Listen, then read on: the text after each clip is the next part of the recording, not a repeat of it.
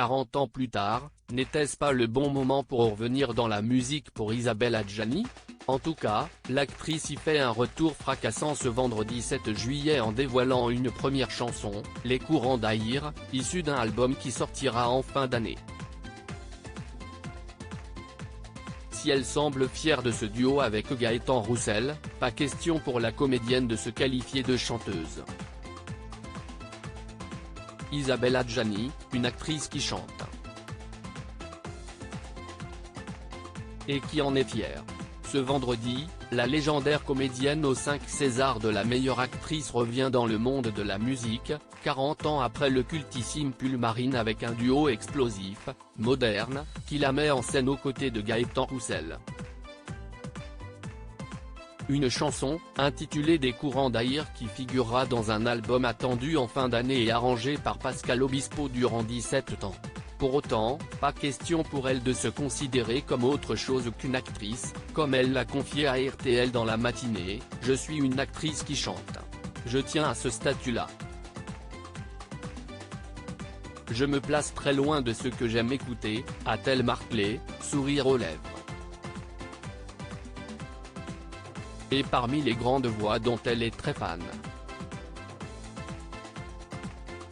L'actrice cite une petite participante de The Voice Kids, Lena, qui semble l'avoir touchée en plein cœur. Il y a cette jeune fille, Lena, qui était bouleversante. Et si est-il tout à fait extraordinaire d'avoir la voix de quelqu'un qui vous bouleverse. Si est-il ce que je préfère chez les chanteurs et les chanteuses, a-t-elle tenu à raconter. D'ailleurs, sa voix à elle a été un peu transformée par Pascal Obispo, qui a utilisé un vocodeur. Une pratique qui semble finalement avoir plu à l'actrice, même si elle a bien expliqué que c'était le choix du chanteur qu'elle a rencontré par l'intermédiaire du Sidaction. Au départ je m'interrogeais et puis finalement se faire Daft Punker, si est-il pas mal. Des duos exceptionnels, une rencontre avec Pascal Obispo, qui arrive, en tout cas, à un résultat inattendu. Mais totalement recherché, ne voulant surtout pas faire de la variété, la chanteuse voulait surtout faire quelque chose qui ne ressemble à rien d'existant et soigner sa mélancolie. Chanter au lieu de pleurer, en voilà une belle idée. En tout cas, le chanteur, qui a longtemps cherché la bonne couleur, n'a pas lésiné sur les invités pour chanter avec l'actrice.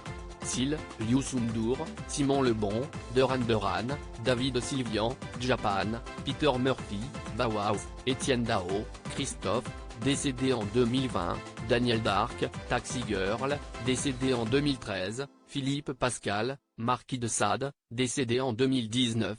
Akhenaton, Ayam, ou encore Benjamin Biolay font partie des chanteurs qui performent en duo avec elle. Et tout comme l'interprète de la reine Margot qui voulait une aventure faite dans l'insouciance du temps qui passe, et dans la liberté de faire comme ça, sans contrat, juste par désir de venir dans un studio, d'enregistrer et de se laisser aller dans la musique, le père de Sean semble ravi d'avoir enfin conclu ce beau projet. On a mis 17 ans à le terminer. Je l'ai fait écouter à Isabelle. Elle est heureuse, il sonne comme elle voulait. Avec un climat particulier, un côté musique de film, un autre électro, entre Massive Attack, Ryuichi Sakamoto et Billie Eilish. Si est une des plus belles choses que j'ai faites de ma vie en musique, a-t-il expliqué en Le Parisien. Un magnifique compliment de la part d'un tel artiste.